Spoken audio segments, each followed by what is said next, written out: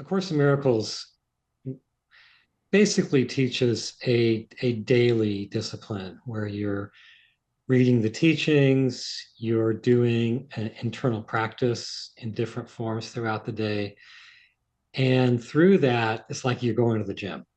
So the idea is over time, you become more advanced in being able to hold a state of love, even in the face of what we would call adverse circumstances.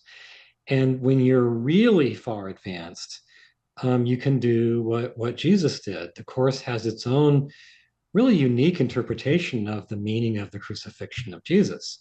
Its interpretation is not that that was him paying off humanity's sins, but it was him demonstrating that even under really extreme conditions, he could still feel immune to what was going on, what was being done to him and to his body. And so the reason he was defenseless in the crucifixion was because he didn't feel like anything real was being done to him. And the idea was not that he's calling us to go out there and get ourselves killed and crucified and all that, but he's basically showing that if he could do that in a really extreme situation, then maybe we can follow that example when somebody insults us, gives us the side eye, you know, whatever kind of challenges we face each day. Maybe in those tiny ones, we too can feel that we are not really hurt, and that gives us room to forgive and to love. The main thing people don't know is that the attacks they carry out are not resulting in gain for them. They're actually resulting in loss Mm. for them. Even if the gain is material, if that's there, they still lose in the most important, essential way in terms of their own internal well being. Um, and so, not knowing what they're doing is they don't understand they're hurting themselves. And also, one of the criticisms of this idea that you love in the face of attack is that it just lets attackers get away with their abusive behavior. And I can speak to that really briefly. Number one, it's the criticism is that this is a soft response to attack, but loving in the face of an attack is actually one of the hardest things that we can do here. I consider that to be a spiritual pinnacle. That's what Jesus was able to achieve, to be loving in the face of an attack. But at the same time, if Gandhi was right, right, an eye for an eye makes the whole world blind. And so all we get if we meet attack with attack is a world that's just full of attack. And guess what? That's what we have.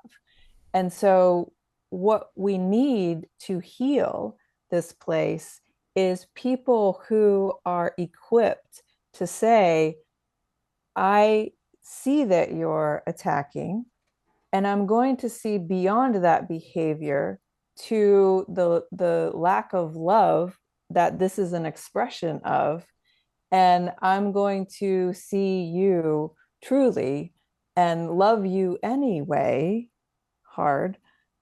And that's the thing from a course perspective that's going to change the world. And I say from a course perspective, but at the we know this within ourselves, right? We know that if we meet attack with attack, then we're just becoming the very thing we oppose.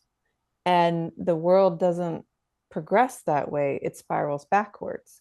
And so, what's needed to heal is individuals, a collection, a collective of individuals who can do this so that we can take the world to a higher place.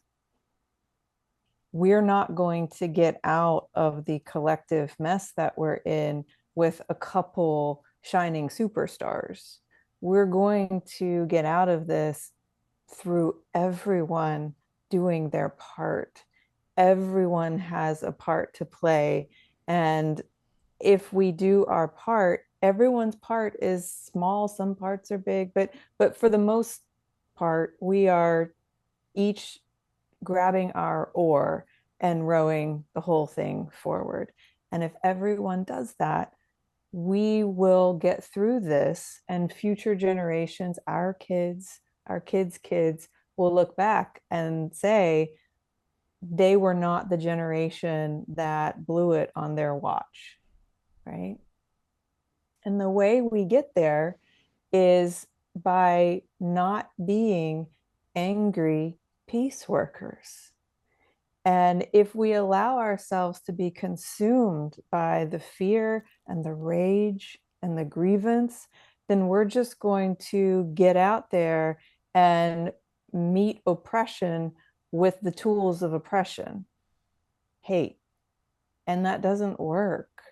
And so we have to come at this from a new place, which is the only thing that we're certain about. You mentioned certainty.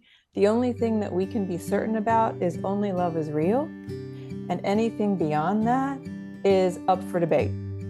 And proceed with that humility, but also proceed with that force of love, because love is both humble and forceful.